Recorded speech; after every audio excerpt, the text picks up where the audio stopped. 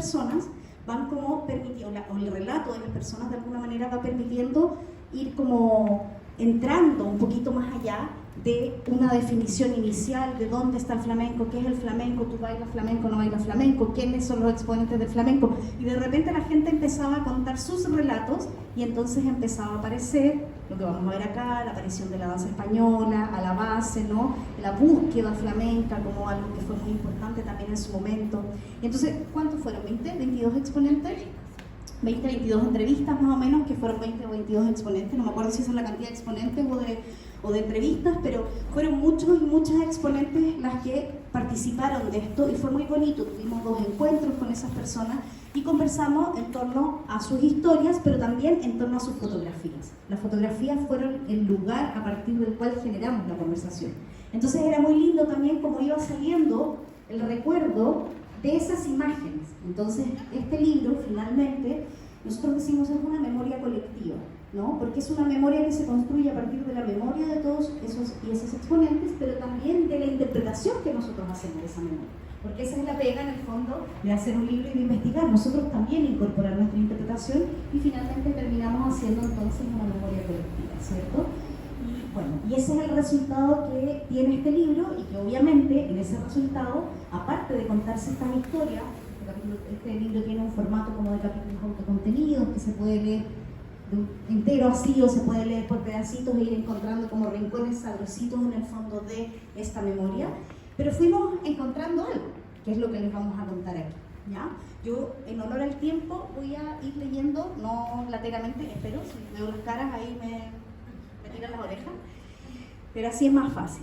A nosotras con Vania nos gusta mucho la metáfora del viaje para hablar de este libro. Esto porque nos permite pensar tanto en los procesos que nos transforman como en los procesos de investigación que nos hacen recorrer largos caminos para llegar a comprender aquello que observamos. Y este libro es ambas cosas.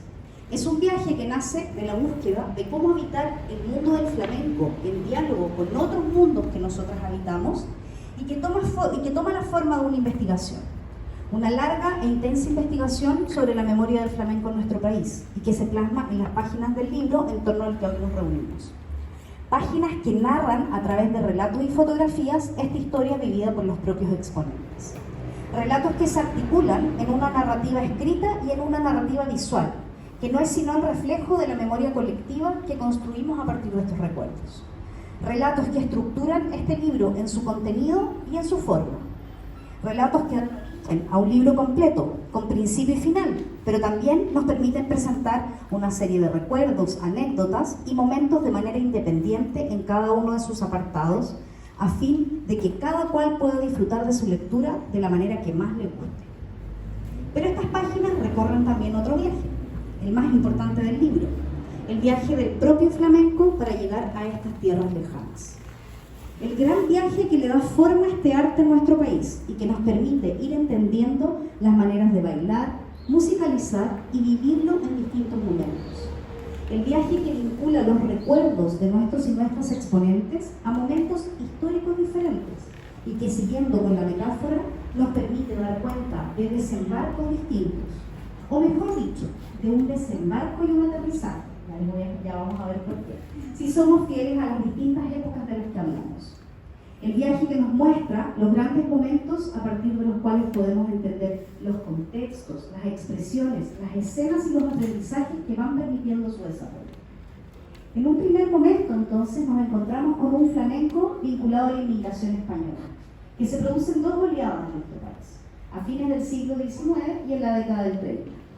Pero también a partir de la llegada de artistas españoles a América, producto de la Guerra Civil Española y el franquismo, desde 1936. Esto lo describimos en el capítulo el capítulo que inicia el libro, que hemos llamado El desembarco del flamenco en Chile, y donde vemos que el flamenco llega a esta tierra en su versión más estilizada, junto a la danza española, que se compone de los bailes regionales, la escuela bolera y la danza clásica española. Se empieza a desarrollar primero esta forma conocida como ballet flamenco. El flamenco tradicional, en un primer momento, fue más bien excepcional y poco conocido. Se encontraba en manos de solo 2 exponentes, Virgilio Azahara y Miguel Jordá Trejo. Pero sin duda fue muy apreciado por quienes tuvieron la oportunidad de conocerlo a través de ellos, o de los espectáculos que vinieron a nuestro país. El duende fue entonces un amor a distancia para quienes desde fines de la década del 30 comenzaron a acercarse al flamenco a través de las danzas españolas. Este primer momento reproduce una serie de prácticas cotidianas asociadas a este lazo cultural que viene por sangre con España y que contribuye a extender el gusto por lo español en estas tierras. Bailes, trajes y la música que se escuchaba en casas cotidianamente o que aparecía en las fiestas y celebraciones familiares acercan a quienes luego se incorporan a los círculos o escuelas de danzas españolas, que son en nuestro país la cuna del desarrollo del flamenco. Dicen por ahí que la gente lleva las cosas en la sangre, que aquí no tiene mucho que ver, porque hay que estudiar mucho, pero quizás la pasión, quizás el gusto, esas cosas si vienen en los genes, nos dice una de las exponentes entrevistadas, para quien esa conexión de sangre podría explicar cómo ella se conectó con la danza española y con el tiempo con el flamenco. Pero en realidad la conexión se encuentra asociada justamente a las prácticas culturales cotidianas de estos grupos. Porque siempre en las fiestas se bailaba jota, paso doble, todas esas cosas. O porque alguien tenía una bisabuela que cuando tenía ratitos libres se sentaba en el patio con una escoba, que era la guitarra, y se ponía a cantar. Así es como vimos que parte importante de los y las exponentes iniciaron sus estudios en las danzas españolas a muy temprana edad. O como nos cuentan, yo ya a los 4 años inicié mis estudios y hacía sonar taca taca ta, la castañuela, los tacones, y en casa de mi padre colocaba música española y tarareaba y yo bailaba. O sea, este primer momento de lo que nosotros llamamos el desembarco en el fondo del flamenco en Chile, nos va mostrando que el lazo tiene que ver con esos espacios de práctica cotidiana o con esas cosas que venían y que van formando lo que nosotros llamamos el gusto por lo español. Este gusto por lo español es el que va dando paso a otras expresiones artísticas, que es lo que se muestra en nuestro segundo capítulo, Rincones que acercan, donde describimos aquellos espacios de la vida cotidiana y artística que desarrollan este gusto por lo español. Un gusto que fue un gusto de descubrir, por cierto, porque descubrimos que tiene un rol fundamental no solo en acercar a la gente a la danza española de la época, sino por lo importante que resulta para entender el extendido desarrollo de varias expresiones artísticas de carácter popular en esa época, configurando un amplio repertorio español. Es por eso que cuando uno dice, el flamenco en Chile, y no aparece, pero al final todo el mundo tiene como algún vínculo, alguna cercanía, porque hay un repertorio español que circula y que además coincide con una expansión de la música popular española que llega aquí y que se instala en los espectáculos que vamos a ver son parte de la década de oro, que son espectáculos más bien de corte de teatro de revista, ¿no? Pero que en el fondo eso es lo interesante, se va generando a partir de este desembarco y de estos rincones que acercan un gusto, un repertorio, que va vinculando por lo tanto a la gente a lo que hoy día podemos ver que es una expansión muy importante del flamenco en nuestro país. Porque de qué otra manera podríamos explicar que, entendiendo que el flamenco llega en un momento determinado que es más reciente, tenga el nivel de el boom que tiene hoy día el flamenco en nuestro país. Por algo este libro está circulando de una manera que para nosotras es inédita. O sea, este es un libro muy de nicho y nosotros pensamos, bueno, sí, con las 300 copias que sacamos, ¿no? Pero resulta que todo el mundo se va conectando. Cuando tuvimos la oportunidad de tener una amiga también del flamenco que nos hizo como el trabajo de prensa y nos ayudó con eso, porque cuando estábamos en pandemia teníamos que tirar toda la carne a la parrilla para que circulara, ¿no? El asunto de las redes que estaban plagadas de cosas. Y entonces cuando nos entrevistaron en varios medios, tuvimos la oportunidad de hablar y la gente nos decía, ¡ay, es que mi abuela bailó en la escuela no sé cuánto! Y había como un interés muy especial por el libro, porque nos vamos encontrando en la vida cotidiana que hay mucha gente que tiene conexión con ese gusto por lo español, con ese repertorio por lo español. De ahí a que te digan, no, yo estuve en una escuela de flamenco cuando era chica, oye, mi mamá también bailó en la escuela de no sé quién. Hay un paso. Y que hoy día tengamos a toda esta gente que está aquí sentada, estamos en Valpo, bacán, y yo veo, me ha tocado venir un par de veces, y que acá la afición también es muchísima, y hoy día cada vez más en todos los rincones de este país. Entonces, es en ese gusto, ¿cierto?, por lo español, en ese repertorio español, donde empezará a sonar La música española en la radio, es en ese gusto donde se llenarán los teatros con estas danzas y también subirán los escenarios de variedades propios de la bohemia de la época denominada fantasía española, ¿no? La denominada fantasía española sube entonces a estos escenarios de variedades. Es ese gusto el que movilizará a los artistas durante lo que nosotros llamamos, si pueden pasar la época de oro, ¿vale? Bueno, esta es la época de las escuelas de las danzas españolas, perdón. Aquí un poquito lo que mencionábamos. Si puede seguir otra, ¿no? La configuración del repertorio español. Ahí tenemos, bueno, lo del teatro. Eso es como un cartel de una UAT, ¿cierto? Donde aparece esto, ¿no? Como gitano, baile gitano, danza española, viene gente. Luego esto es en Angol, esa es la Carmen Concha, ¿no?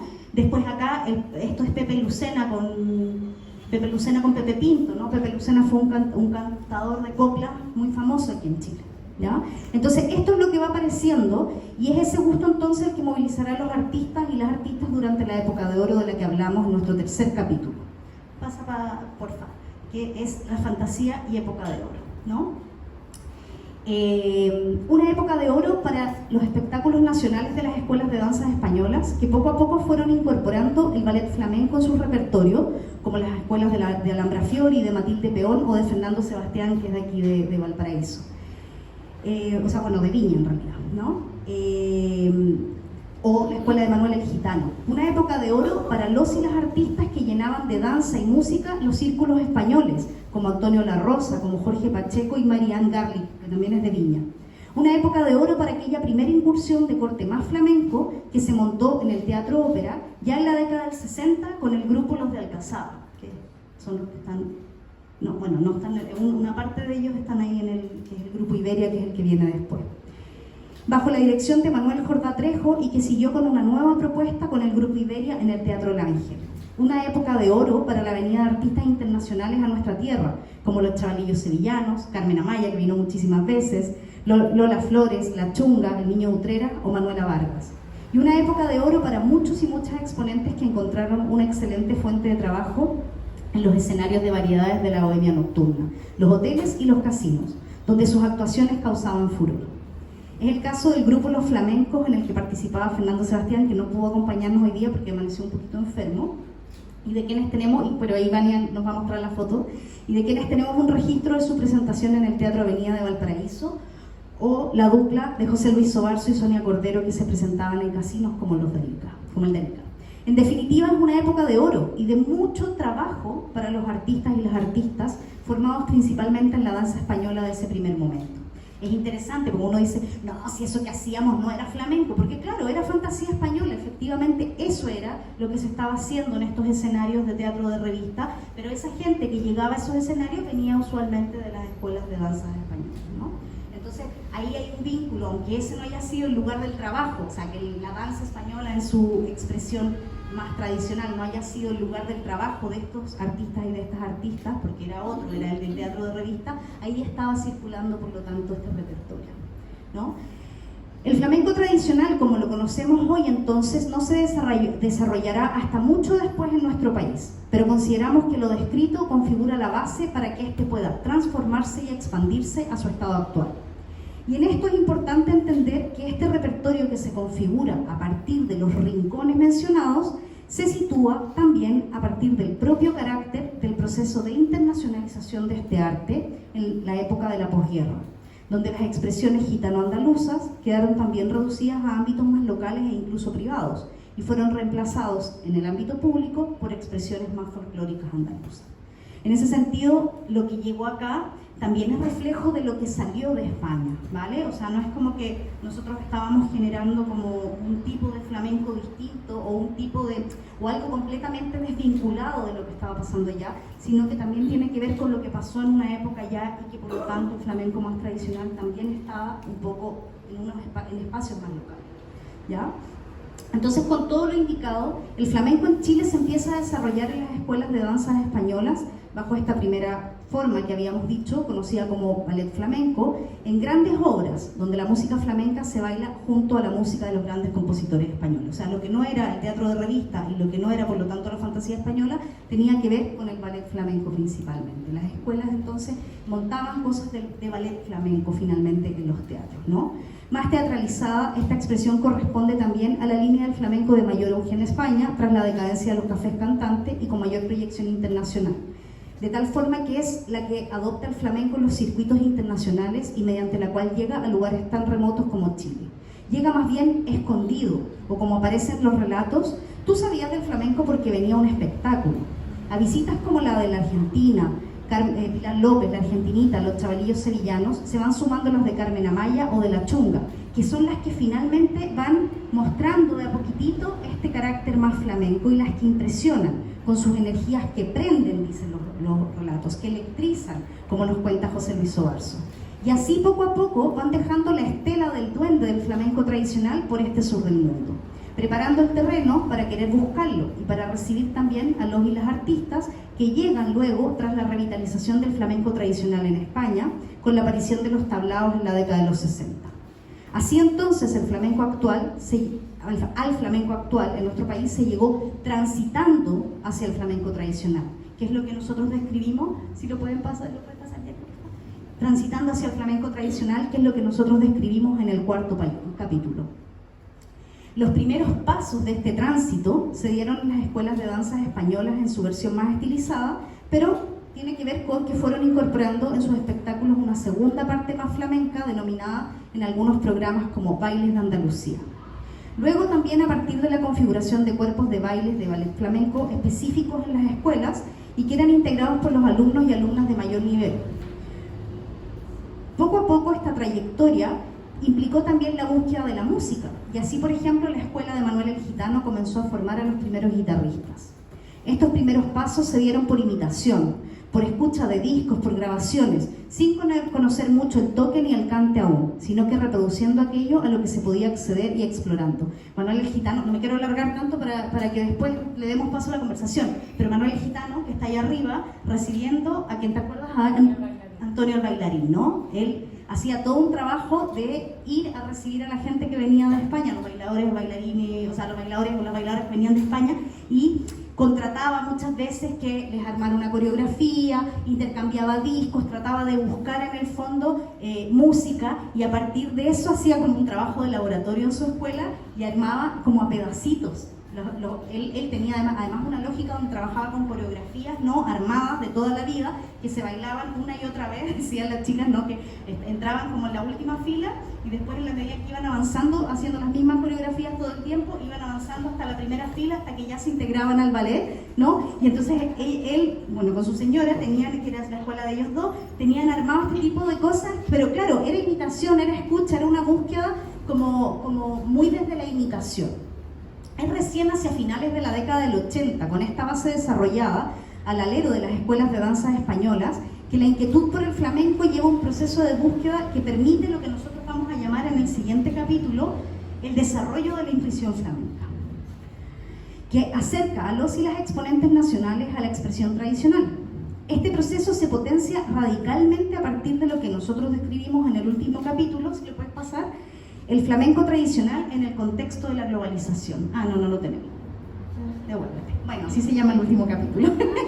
El flamenco tradicional en el contexto de la globalización, y que sienta las bases más recientes de lo que conocemos como flamenco actualmente en el país. Un momento que es un doble viaje. Uno interno en el descubrimiento de la expresión tradicional del flamenco, hasta entonces poco conocida en el país, y donde se desarrolla un proceso de exploración de lo que hasta entonces se había hecho, pero que no necesariamente se comprendía, y un momento de búsqueda de intenso aprendizaje, o sea, que es un momento de búsqueda de intenso aprendizaje y de trabajo personal que permite a los exponentes de esta época desarrollar su intuición flamenca para descubrir los elementos dancísticos y musicales que constituyen la base del baile en la expresión tradicional del flamenco. Poco a poco entonces, en esa búsqueda, en esa exploración interna, se deja la música de piano o la orquesta por la guitarra, el cante y las palmas. Paso a paso se descubre que esos golpes del compás se transforman en un 7, 8, 9, 10. Nos cuentan, nosotros hacíamos así, pum, pum, pum, pum, base, así, plana, plana, no entendíamos nada. 7, 8, no, y empezó como a aparecer un mundo, ¿no? En este descubrimiento del lenguaje, en el fondo. Que esa voz que cae en el cante debe contestarse con un remate que cierra el baile. Que esa guitarra tan melodiosa que llaman falseta debe bailarse de una manera diferente a esos taconeos que llaman al baile. Un viaje interior que se alimenta del viaje desde y hacia el exterior y que nos posibilita la globalización con sus nuevos procesos de enseñanza-aprendizaje, fortalecidos por la posibilidad de ir a España, así como de traer a maestros desde allá, y material, por supuesto. Pero sobre todo un viaje con el exterior que permite investigar a través de nuevos formatos de reproducción la música y el baile del flamenco tradicional, a través de cassettes primero, los videos en VHS, la televisión por cable, el canal español fue así como muy importante, los CDs, los DVDs, la posibilidad de grabar, y bueno, luego de acceder a internet, cuando todo el mundo dice, es que ahí nos volvimos locos, yo me iba, Pancho Delgado, ¿no? Nos dice, yo me iba a los cafés, a los cibercafés del centro, me ponía los audífonos, ¿no? Y veía una y otra vez, así, en un cibercafé, o sea, un contexto muy distinto a lo que nosotros hoy día pensaríamos, ¿no? Que uno puede ahí así ver a todos las grandes muy fácilmente. Entonces, la posibilidad de grabar y luego acceder a internet son fundamentales también para esta tremenda búsqueda y autoaprendizaje. Un momento que en parte se inicia con los exponentes que hoy día conocemos, con Janine Albornoz, con Ángeles Dacires, con Francisco Delgado, entre otros como los nombres más conocidos, pero que se extiende a la mayoría de las escuelas a lo largo del país, como nos cuentan Carmen Concha o Viviana Medina en Concepción, Fernando Sebastián y María Eugenia González en Viña, o Rosita Lago, José Luis Sobarzo y Verónica Gallego, o Paula Jacob en Santiago. Y aunque luego no todas esas escuelas incorporan en su línea principal de trabajo el flamenco tradicional, sin duda este proceso abre paso a una nueva forma de bailar y a las más actuales formas del desarrollo del flamenco en Chile. A pasar del baile grupal al baile solista, y del baile solista al baile de tablao. Ahí la Marce nos va a contar algunas cosas de ese paso, ¿no? En muchos casos, pero especialmente a potenciar también el desarrollo de otras expresiones del flamenco en este formato tradicional. El cante, la guitarra y la percusión empiezan a consolidarse también en el país. Este segundo y último momento del viaje es el que recupera los aspectos locales del lugar de origen del flamenco y los logra como empezar a trabajar aquí. En definitiva, y con esto ya termino, en definitiva, junto a los recuerdos, este libro nos habla del gran viaje del flamenco a nuestra tierra. Nos relata la particular forma que toma esta articulación entre lo local de allá con lo local de acá. Porque sí, ningún viaje de una expresión tan viva como el flamenco es un viaje simple e igual al que se produce en otras tierras. Poco sentido tendría este trabajo de investigación que aquí realizamos si asumiéramos que el viaje que hace una expresión tan de raíz como el arte flamenco no aterrizara sin adaptarse a las particularidades del lugar al que llega. Si así fuera, el proceso de desarrollo del flamenco que vivimos en Chile no sería muy distinto al que se vivió, por ejemplo, en Perú, en Argentina o en México, o en cualquier otro país al que haya llegado este arte. Pero sabemos que no es así, y ahora de manera más clara. Sabemos que en Chile la escena e identidad de nuestro flamenco se produjo bajo una particular trayectoria de encuentros, y que su recorrido ha tomado la forma específica que en estos relatos y fotografías se narra.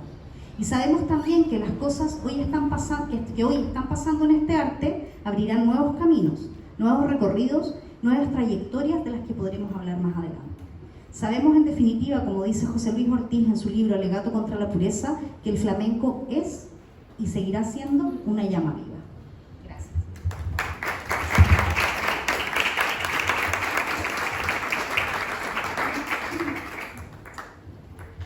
Bueno, gracias a todos por venir. Yo les voy a contar, vamos a entrar en el mismo ejercicio, ¿cierto?, que hicimos nosotras, que fue tan bonito en esta investigación, que fue juntarnos con los exponentes a que nos contaran su historia, y en un segundo encuentro ellos llegaron con fotografías personales, aportadas por ellos.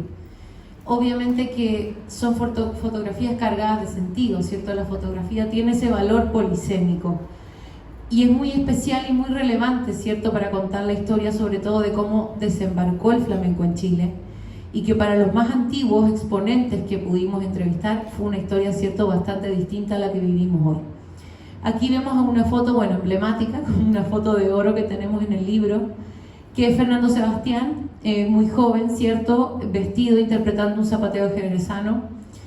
vemos la fusta, vemos el atuendo, ¿cierto? Podríamos decir que es un poco más folclórico. De partida tenemos que entrar a la base de que en estos tiempos que empieza Fernando Sebastián, ¿cierto? Y la mayoría de los flamencos más antiguos, incluso no hablábamos de flamenco todavía, ¿cierto? No, todavía ni siquiera ya utilizábamos la palabra. Entonces, sin duda, él encarna, ¿cierto?, esta figura de los más antiguos que comienzan con los bailes regionales, con la danza española, la danza estilizada, y como vemos en la siguiente foto, la fantasía flamenca, ¿cierto?, que él nos cuenta, ¿cierto?, que de boîte en boîte, en cafés, en confiterías, en casinos, había mucho trabajo para el artista. Lo llamamos esta época de oro, ¿cierto?, la época quizás que nos puede sonar a nosotros al cabaret, al burlesque, a los grandes teatros.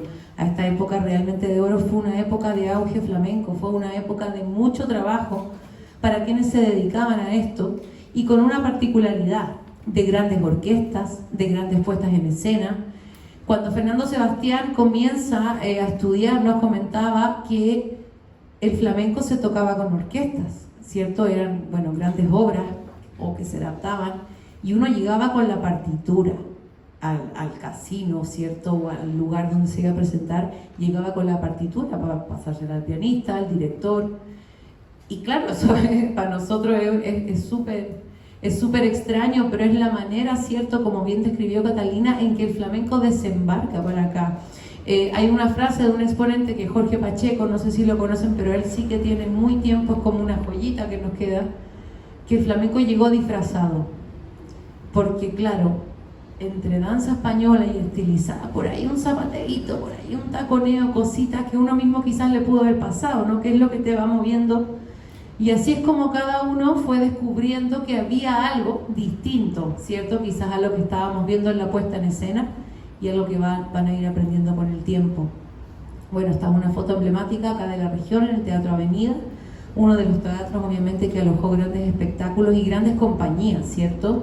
Si bien a veces uno de los números podría ser, ¿cierto?, una fantasía flamenca o fantasía española, como se le llamaba, convivían con espectáculos de teatro de revistas, con orquestas compuestas por grandes números de músicos, los mismos atuendos. Era una época realmente muy relacionada con el espectáculo.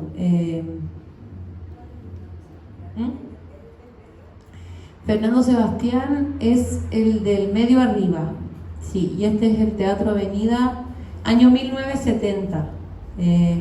Nosotros lo describimos también en el libro. Aquí hubo un apagón, todos sabemos, obviamente, producto de la dictadura, y podemos decir que vino el apagón cuando el flamenco también estaba en su pic cultural. Bueno, para qué decir lo que había acá en Valparaíso, por ser puerto, obviamente ustedes más que nadie lo saben, pero en todo el país, en casinos regionales, y los carteles, ¿cierto? Podríamos decir que incluso a Concepción llegaban artistas de la talla de Carmen Amaya, de Argentinita, de Niño de Utrera, a regiones. Nosotros quedamos realmente muy impactados de esta época de oro, de ver todos los nombres y toda la gente que venía, que vino, que pisó sin saber uno, ¿cierto?, esta gran época que nos perdimos. De hecho, Niño de Utrera, un gran cantador, bueno, murió acá, le vino una especie de patatú. Y anécdotas así, que uno se encuentra que dice, pero ¿cómo? Y estaba dando un concierto y todo, y fue acá para el Paraíso. Entonces, después, eso dicen los relatos, y bueno, en los años se llevan sus restos a España y todo, pero sin duda pasaron muchas cosas que uno ni se entera, ¿cierto? Es la anécdota del terremoto bueno, cuando estuvo Carmen Amaya en una de sus visitas, porque la verdad que vino bastantes veces, le tocó el terremoto de Chillán, y sí, y bueno, para ella, imagínense, viniendo de allá, el terremoto, una cosa del fin del mundo, obviamente que y su hermana, bueno, nosotros nos enteramos esto por Karime Amaya, que nos comenta una publicación en Facebook, por la revista Gran, ¿verdad? Sí, ahí nos enteramos. Y claro, su hermana le vino un sonambulismo producto del terremoto. Entonces ahí Karime nos comenta en la publicación, sí, mi tía quedó sonámbula después de haber ido para allá a Chile por el terremoto y qué sé yo. Bueno, no sabía, claro. Lo descubrió porque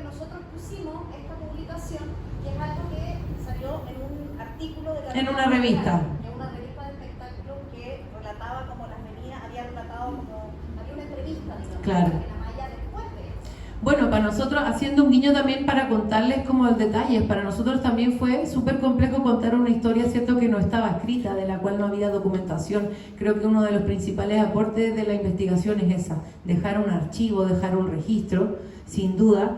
Entonces, claro, cosita que pillábamos, o sea, revista que era un renglón de algo, lo usábamos obviamente porque, y así nos fuimos enterando de cositas chicas. Hay un libro también de Juan Pablo González de la historia social de la música que se los recomiendo porque ahí encontramos bastantes datos también. Bueno, antes de la época de oro también esta época de las zarzuelas, de las tonalleras, de las cupleteras, que muchas llegaron bajo esa figura acá, y incluso encontrando detallitos. Violeta Parra, Margot Loyola se inspiraban, se quedaban hasta las tantas horas, a veces cierto en la boat a puerta cerrada. Violeta concursó un concurso de canto, muy inspirada, ¿cierto? De hecho, bueno, hay un libro que hace cierto Ángel Parra que también describe incluso Violeta y su decepción cuando un poco pasa de la tonadillera a cachar también que, claro, que estos cupleos, que esta imagen de la estrella de Hollywood nace en esta época, que esto no era flamenco tradicional, se da cuenta que también esto era para el show. Y claro, a ella le gustaba un montón, pero se empezó a meter y decir, bueno, claro, esto es parte, ¿cierto?, de una escena, una internacionalización y de ciertas figuras, ¿cierto?, del arte más masivo, por así decir, porque como decimos, el flamenco llega en sus primeras décadas de una manera más bien disfrazada por todo un contexto que describimos, ¿cierto?, social, político, económico, incluso de lo que estaba pasando allá. Parra dice, se decepciona Violeta porque en el fondo lo que ella cantaba, que creía que era muy flamenco, que era muy aquí, en realidad era copla y no era, entonces eso de raíz que para ella era todo su tema, ¿no?, en la búsqueda de la música, entonces... Y bueno, y hay bastante influencia de nosotros, bueno, todos sabemos, ¿cierto?, de nuestra historia y todo, pero la música española, muchos de nosotros la escuchamos en la radio desde muy niños, entonces este gusto por lo español sin duda nos marca y creo que también facilita el que hoy día tengamos el nivel de flamenco igual que tenemos, que sabemos que es bastante bueno. Sigamos con la foto, y siempre nos podemos alargar un montón. Esta foto, bueno, no es Fernando Sebastián, es Pepe Lucena, pero él nos la aportó. Él tuvo el honor de conocer a Pepe Lucena.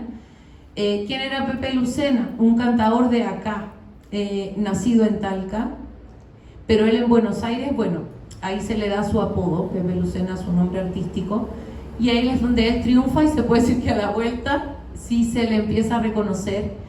Y Pepe Lucena, bueno, la única figura que había de cante en ese momento para quienes querían hacer algo más tradicional. Y Pepe Lucena fue una estrella, realmente una estrella de la música española en el país. Tuvimos el honor de estar con su hijo. Les mandaban cartas admiradoras, o sea, una cachada de cosas que tenía el hijo guardada porque él realmente era una estrella de la música española.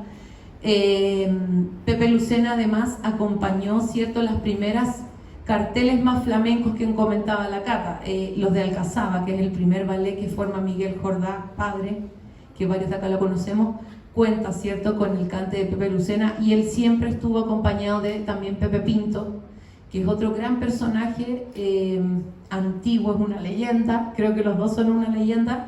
Pepe Pinto tocaba la guitarra y dicen que tocaba las palmas como nadie. Pepe Pinto cerraba el boliche cuando venían las cupleteras de afuera. Fueron los dos grandes figuras del flamenco, sobre todo en una época, como les digo, que no se sabía nada, que no había nada al alcance, y que se empieza a desarrollar, ¿cierto?, las primeras ideas de una escena más ligada al cante, ya lejos, ¿cierto?, de la imagen de la orquesta, de grandes orquestas que acompañan, ¿cierto? Ya empieza a aparecer la guitarra, el cante, las palmas. Se hablaba de Pepe Pinto que tocaba las palmas increíblemente. Pepe Pinto sí pudo estar en la escuela de Manuel el Gitano en sus primeros años, y un poco ese es el legado que ambos también, que es importante destacar, obviamente, si bien no tuvimos quizá no nos pudimos conocer en persona, pero creemos que ambos son personajes claves para hablar sobre todo, ¿cierto?, de cosas tan faltantes en la época como lo era el cante y como lo era el toque. Yo creo que es importante mencionar en eso que estas figuras como de este como duende que nosotros decimos como amor a distancia, ¿no? Porque aparecen en una escena que no tenía nada que ver con esto, pero claro, porque tienen vínculos internacionales distintos, ¿no? O sea, porque en el caso de Miguel Jordá, él viene de España, ¿no? Y la mamá de Pepe Lucena era española, pero además todos ellos pasan por Argentina, ¿no? O tienen un vínculo con Argentina, porque en Argentina sí que había un poquito más, ¿no? Había una movida mucho o sea, donde el flamenco, y había gitanos, o sea, había migración andaluza de la década de los 60, creo que esa migración la que sale, ¿no? Entonces, ese vínculo con Argentina también va entregando como ciertas, o va como alimentando un poquito estas cosas que aparecen y que aparecen como una escena. De hecho, nos contaban que en el primer como ballet flamenco, que en el primer espectáculo, los de Alcazaba que armaban, Miguel Jordá intentó como un lenguaje más flamenco igual de la época, pero más flamenco, ¿no? Y le costó muchísimo, y al siguiente ya tuvo que hacer una cosa un poquito más mixturada, porque no daba tampoco, ¿no? Era como un aprendizaje que no estaba en la época. Pero claro, ahí van apareciendo de repente estos como primeros momentos. Súper, pasemos a nuestra invitada estelar de hoy. Bueno, la conocen, es de la región, Marcela Peralta, una profesional de flamenco. No tuvimos el honor de participar directamente con ella en el libro, ¿cierto? Porque llegamos hasta cierto momento, siempre siempre los deseos exceden de lo que hay en la investigación, pero ella sí apareció en su momento en una foto muy bonita que vamos a mostrar en la escuela de Yaní. Queremos pasar al tiro, Marce, todos te conocen. Alza que toma. Vamos a la anterior, porque quiero que la Marce nos cuente. Vemos claramente, eso es lo bonito de la fotografía. La fotografía nos dice tanto, esta foto de la que vimos recién, y eso es lo bonito que pudimos construir en el proyecto. ¿Cómo era el flamenco, Marce, cuando, bueno, qué nos describe esta foto, ¿cierto? ¿Cómo era el flamenco cuando tú empezaste a tomar las clases? Hola, chiquillas. Sí, está bien. Sí, me da un poquito de muchos años ahí. Bueno, hace muchos años, no tanto.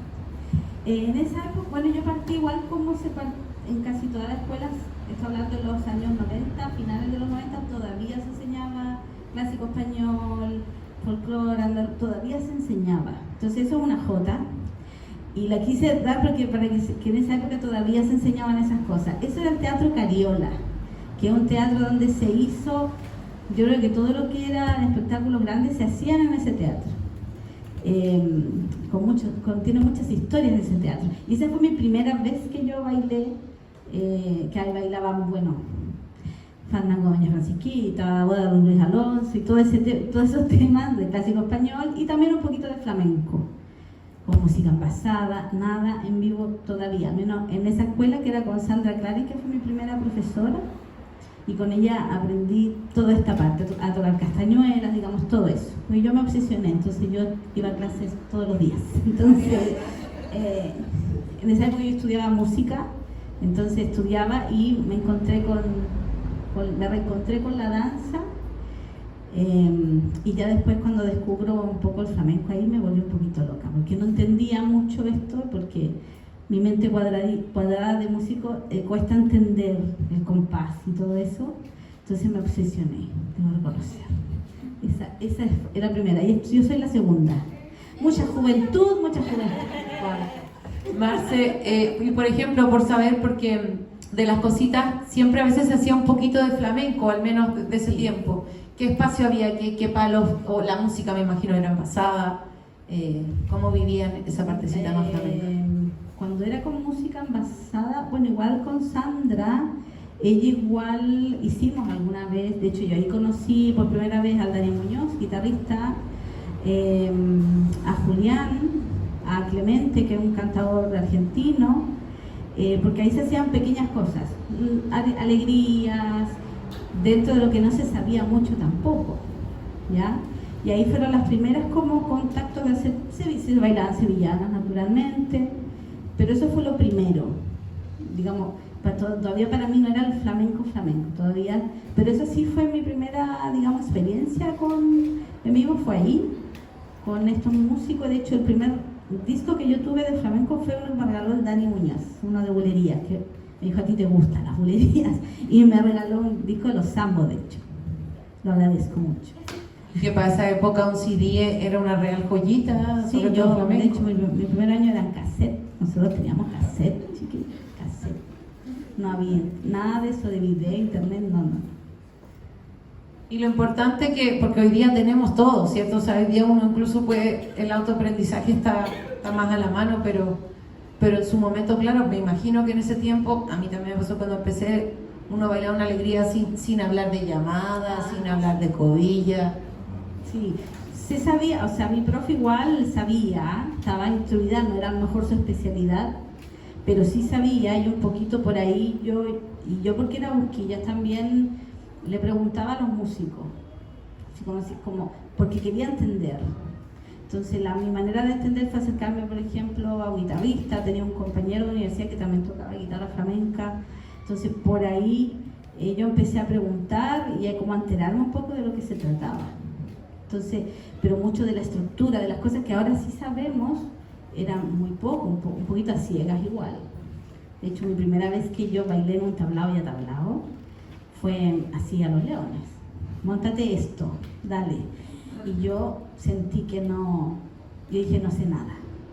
Ahí sentí.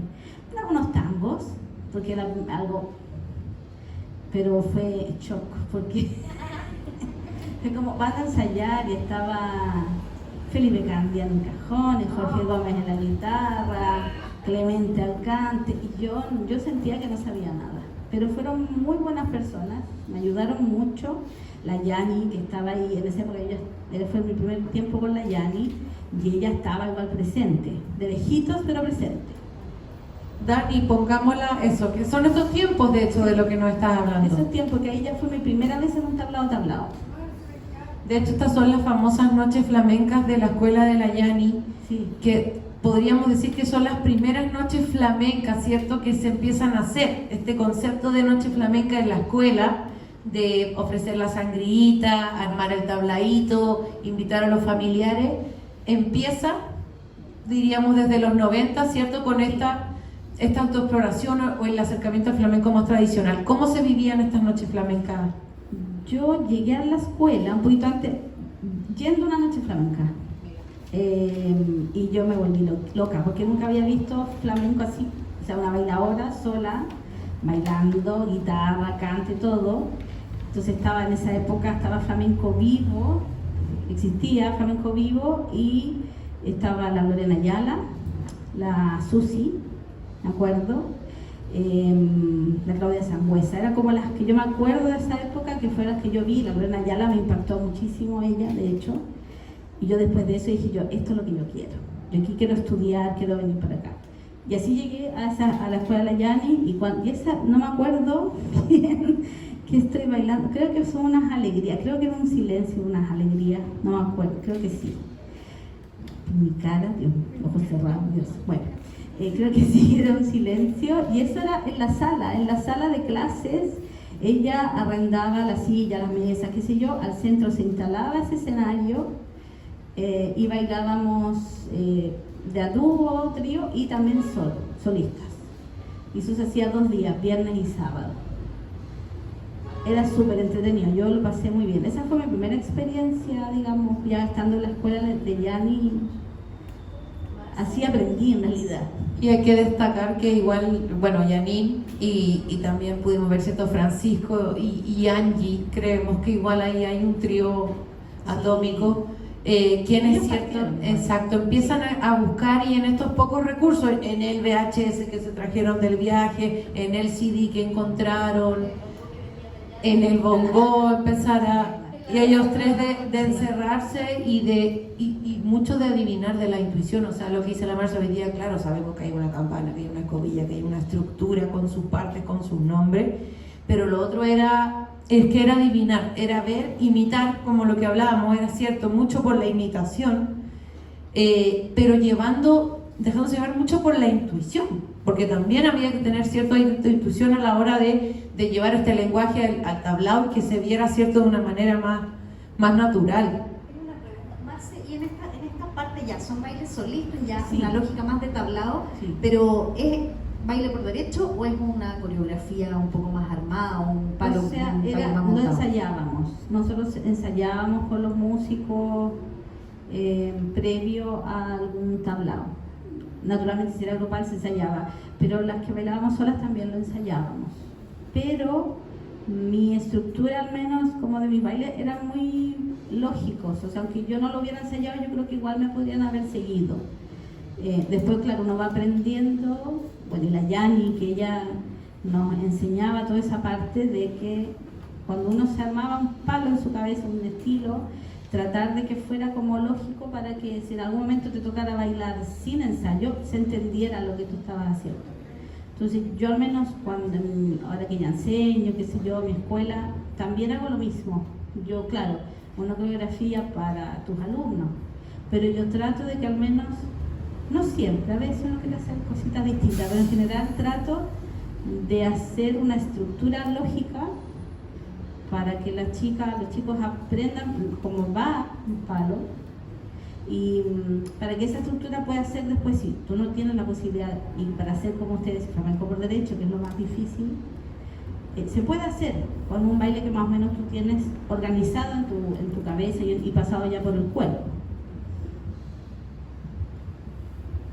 Eso, bueno, es bonito e importante porque tú también ahora, bueno, hace mucho tiempo enseñas y nosotros también, eso es lo que pudimos identificar, que este baile por derecho, este flamenco tradicional se va incorporando también en los métodos de enseñanza. Yo creo que eso es clave a la hora de hablar, ¿cierto?, del flamenco que tenemos hoy día, sobre todo cuando hablamos de las escuelas en Chile. Vamos a la tercera foto, que de hecho, bueno, tu faceta ya metiéndote de lleno en el cante. Queremos que nos cuentes de eso porque es parte del proceso, ¿cierto? Llega un punto que flamenco, si quieres avanzar, necesitas saber de cante, meterte de lleno en todo eso, y el cante sí que es difícil y quizás incluso pueden haber menos referentes. ¿Cómo te viviste ese proceso?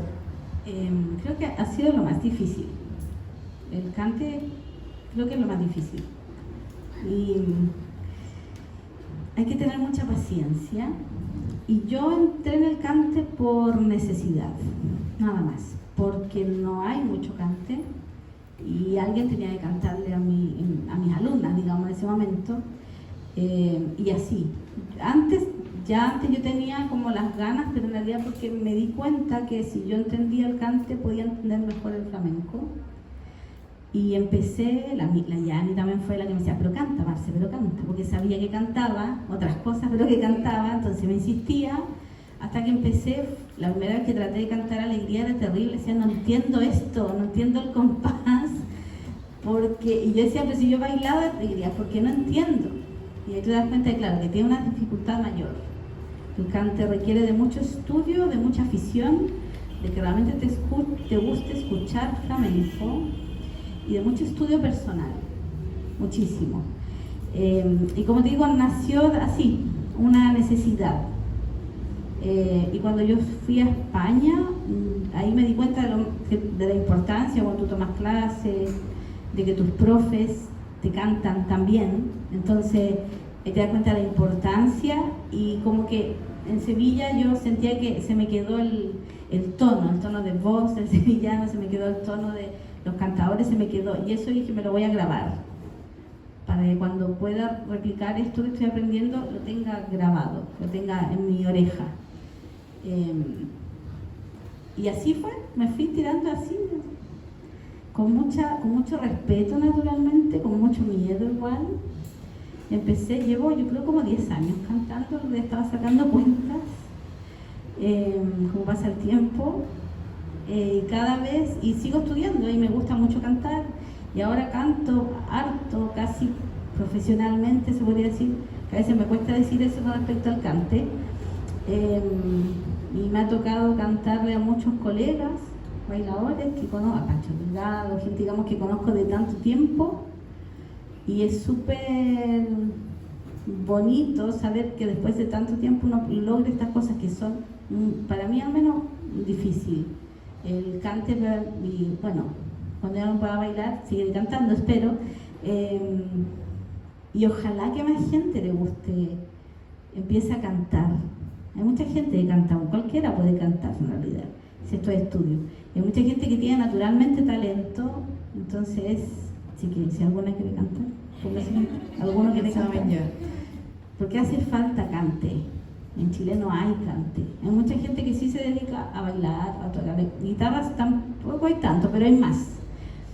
Pero el cante es escaso. Entonces, muy común, igual que las personas que bailamos, nos empieza a gustar el cante, pero porque es una necesidad saber de cante. Como un profe mío allá decía, si usted va a bailar al cante, tiene que saber de cante incluso más que un cantador.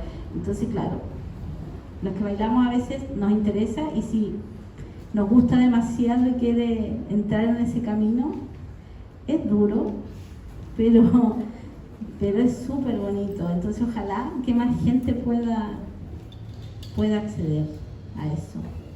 De todas maneras, pasemos a las preguntas, porque en honor al tiempo vamos a llevar el micrófono inalámbrico.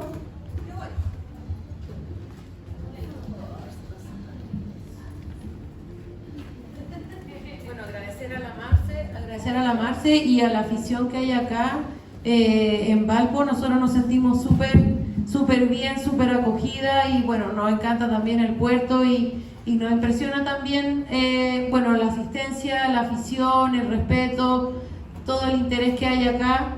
Así que igual agradecerle. Pasemos las preguntas, que es lo importante y lo rico de esto, que podamos conversar.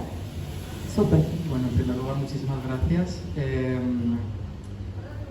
Para mí como artista, pero también como investigador, es casi como sueño cumplido, porque llevo como mucho tiempo, como yo viajo mucho y demás, como muy deseoso de conocer cómo llega el flamenco y cómo se desarrolla en diferentes sitios, y también porque, como he vivido mucho tiempo en Francia, empiezo a entender cómo se difunde el flamenco, ¿no? Y cómo hay, sobre todo en países con los que España tiene mucha relación histórica, como Latinoamérica, también Nueva York específicamente, o Francia, hay episodios que coinciden, especialmente el exilio republicano con el final de la Guerra Civil, y creo que sería como muy interesante después poner en común todos estos estudios en diferentes países en común para ver cómo circula el flamenco. Entonces creo que es valiosísimo, y os doy mucho las gracias a todas. Y luego solo como quizás un matiz, porque a lo mejor he sido yo el que he entendido esto, como que da la impresión de que el primer flamenco que llega es como que está falseado, habéis dicho como disfrazado, ¿no? Y realmente, según el tipo de flamenco que se hacía en España, realmente llega al flamenco que es. No es un flamenco disfrazado. El flamenco de los años 30 es ópera flamenca. Entonces, eso que ya se llama flamenco no es el flamenco de tabla, porque el flamenco de tabla no existía. Eso se crea en los años 50, ¿no? Que es lo que hablábamos el otro día. Entonces, esos códigos ni siquiera existían. El flamenco tradicional es de antes de ayer. Lo que existiera el flamenco mezclado con piezas de danza española, con orquesta, con sin orquesta, y si vemos pues, los vídeos de Carmen Amaya en Estados Unidos, era una mezcla entre momentos de...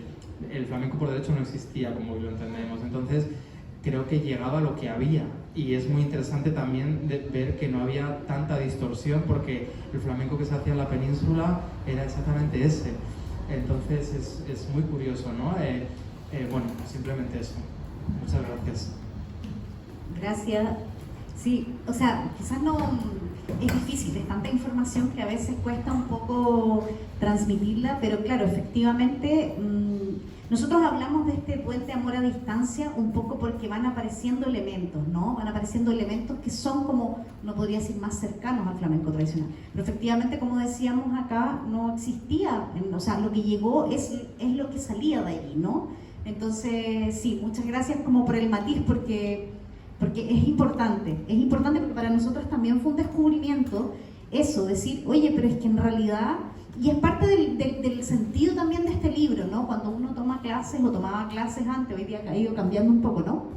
Pero, no, que aquí no había flamenco, no, aquí no hay flamenco, no, aquí no había flamenco, no, aquí no hay flamenco, no sé qué, nosotros no sabemos, y de repente es como, pero a ver, ¿cómo no va a haber flamenco? O sea, es que esta cosa no puede haber venido por generación espontánea, ¿no? Entonces, esta historia tiene un poco ese sentido de ir descubriendo, ¿no? Esto que había, y efectivamente lo que tú dices es como un antecedente, creo que muy, pero muy importante de tener claro. Quizás en nuestro relato eso pueda parecer más claro o menos claro, porque bueno, uno está trabajándolo, ¿no?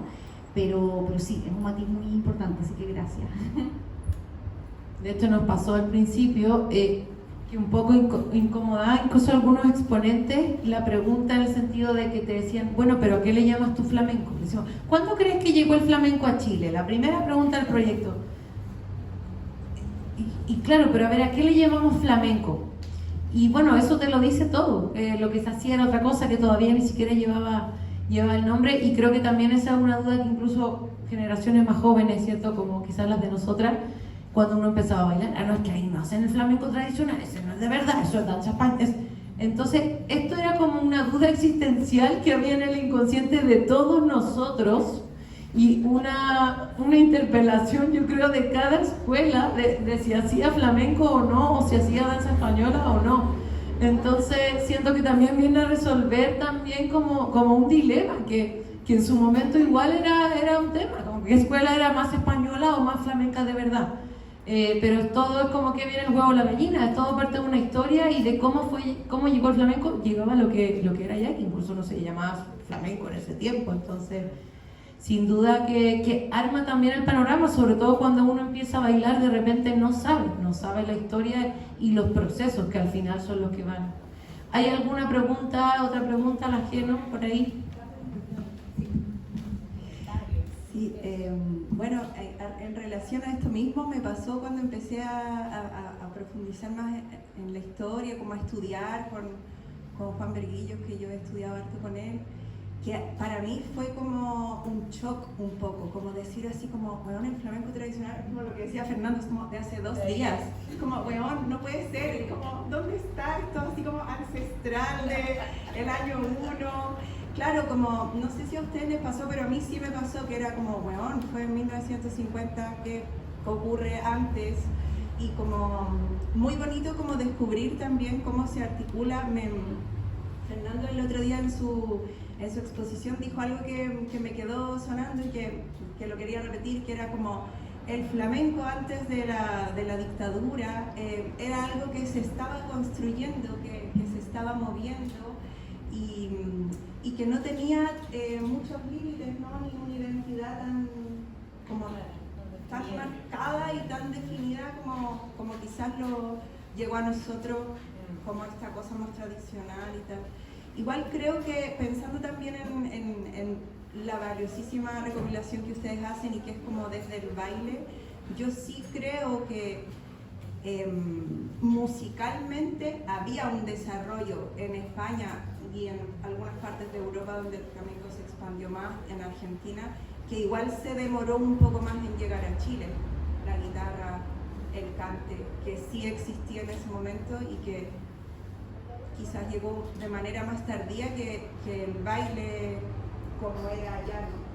Creo que eso sí se demoró un poco más en llegar y que sí tiene que ver también un poco con esta búsqueda después también que ustedes mencionan como más intuitiva también hacia el pasar del envasado al en vivo, como con ese desarrollo musical también. Esto de tratar de ponerle nombre a las cosas siempre es una complejidad mayúscula, ¿no? Porque en realidad, claro, nosotros de hecho tuvimos que hacer una primera parte como para poder tratar de explicar cómo nombrar cada cosa, ¿no? Y por eso terminamos también con este concepto del flamenco tradicional, como tan bien situado en relación a esto otro que es el ballet flamenco, las danzas españolas, ¿no? Y claro, al final en el relato la palabra flamenco va como que viene y va, ¿no? Es como, ay sí, porque estamos en el flamenco y bueno, la danza española ya parece flamenco, pero no estamos en la época del flamenco. Pero entonces, y eso es complejo. Nosotros igual tratamos de hacer un ejercicio bien como riguroso en el libro. Espero que lo hayamos logrado. Fernando, tu opinión va a ser muy importante porque nos vas a poder...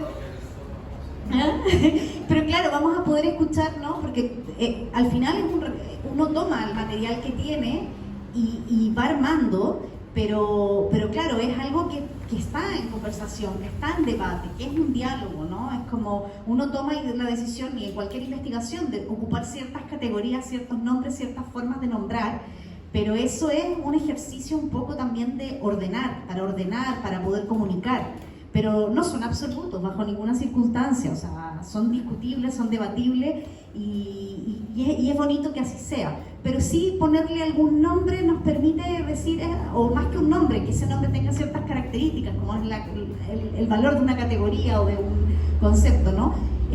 Es poder decir, bueno, entonces cuando nos referimos a esto, nos referimos a esto otro, y el nombre pasa a no importar. Finalmente lo que importa es de lo que estamos hablando, y entonces sí que es muy claro en nuestro relato las épocas de las que estamos hablando. Entonces, a lo mejor los nombres se nos van colando ahí, que sí, que no, a lo mejor exageramos en poner divisiones de los nombres, que también puede pasar a veces, pero finalmente lo que nos interesa es poder conversar de esos momentos y poder hacer aparecer esos momentos. Intentamos en la búsqueda de nuestros títulos, de hecho, era como, ya, ¿cómo le llamamos a esto, no? Por ejemplo, rincones que acercan, es porque no son momentos, no son tradiciones, son muchas cosas las que están allí emergiendo y generando una escena, no es una sola cosa. Entonces nos pareció que la palabra rincones era la más bonita para, ¿no? O decir, no sé, el desembarco del flamenco en Chile es una manera de decir, algo está pasando que llega a través de los barcos, pero bueno, ¿no? Entonces los nombres van jugando roles que intentan hacer relatos, que es parte de nuestra idea. Pero bueno, son un elemento o un facilitador de la comunicación, o es una oportunidad para comunicarse más. Última pregunta, ya tenemos que dar por cerrada esta gran actividad o comentario. Bueno, nosotros agradecer a la agrupación, a ustedes, a los asistentes, la clase que tuvimos antes, la verdad que a todos. Nos encanta también, obviamente, el poder haber cumplido con esto, porque para nosotros también era una deuda pendiente, porque la región fue muy importante en el desarrollo del flamenco. Nuestro puerto recibió tanta influencia y sigue recibiendo. Así que eso, agradecerle a su asistencia, a la agrupación, bueno, al espacio, invitarlas a quienes no nos siguen, a que nos sigan en nuestras redes sociales, memoria.flamenco en Chile. Tenemos, bueno, libros acá, si alguna le interesa, se puede acercar a nosotros. Y están, bueno, nuestras redes sociales. Tenemos un canal de YouTube también donde está el microdocumental que no pudimos terminar hoy. Así que está muy bonito. Que por cierto, Kevin, que varios no conocen, está actualmente de hecho viviendo en la región. Kevin nos ayudó con esa realización audiovisual que realmente quedó muy bonito. Ese está en YouTube igual por si lo quieren ver. Eso, agradecerle a Marcela, muchas gracias también a Marcela por todo lo que ella sigue entregando y aportando también a los flamencos. Dani, Javier y Erika, todos quienes gestionaron esto, el espacio. Cata, ¿te quieres despedir? ¿Decir algo? O sea, no puedo seguir agradeciendo más. Sí, puedo. No, infinitas gracias. Nada más que, o sea, no sé, es tan bonito cuando nosotros teníamos esta inquietud, ¿no? Yo hice un doctorado en sociología y lo hice en otros temas y me agarraba la cabeza porque el baile avanzaba en mi vida y no podía, como que no podía, era como una cosa, estoy aquí, estoy allá, estoy dividida en 3 pedazos. Y entonces cuando le digo a Vani, hagamos esto, era una necesidad tan grande de poder como hablar, generar otro registro, pero luego esa necesidad se fue transformando en poder contar, comunicar, difundir. El libro va tomando una forma que no esperábamos. O sea, la investigación va circulando no solo para ser un producto, ¿no? de una interpretación de algo, sino que también es una necesidad de conversar, es una necesidad de encontrarse, es una necesidad de vernos. Y eso yo creo que este libro lo ha logrado así, pero de una manera que hemos quedado impactadísimas, porque se han generado instancias muy ricas como esta, y eso es hermoso. Entonces, agradecer desde ese lugar también, desde el lugar del encuentro, desde el lugar de poder compartir esto, que al final, claro, nosotros estamos sentados aquí, contamos por qué lo escribimos, pero que al final es algo que está en la pasión aunque esa palabra a veces parezca repetida, pero en la pasión que vivimos todos, ¿no? En el amor, yo diría, que tenemos todos y todas cuando bailamos, ¿no? Y cuando nos vinculamos desde el cante, desde el baile, desde la guitarra. Así que nada, agradecer la posibilidad de habilitar eso también. Un aplauso de nuevo para nuestra expositora. Bueno, también nosotros de vuelta agradecer que ustedes del minuto 1 que se lo propusimos nos dijeron que sí, que tenían la necesidad de venir, como ustedes ya saben. Agradecemos también la presencia de ustedes, la afición se hace así y creo que Valparaíso tiene un sello súper importante, que la afición se hace muy a pulso. Y eso somos nosotros, así que la pasamos muy bien y nos gusta mucho hacerlo también. Tengo dos cosas importantes, bueno, lo dijeron las chiquillas, están los libros ahí para que los ojeen, los vean y si están interesadas se ponen en contacto con ella. Y algo súper importante es que tenemos nuestro libro de socios, entonces la única forma de nosotros seguir haciendo actividades es financiándonos de esa manera, así que si alguien no está al día en su cuota puede anotarse y si no se inscribe y bienvenido para poder hacer otras actividades que vayan en beneficio de esta afición. Ya, muchas gracias, quedamos... Sí, nosotros como agrupación tenemos una copia, sí, que nos regaló amablemente la chiquilla y la tenemos a disposición si alguien la quiere leer ahí para que circule y todo el mundo tenga acceso también, ¿ya? Gracias por venir, gracias a Fernando también por quedarse, por aportar y nos vamos con el corazón lleno hoy día porque fue un flamenco.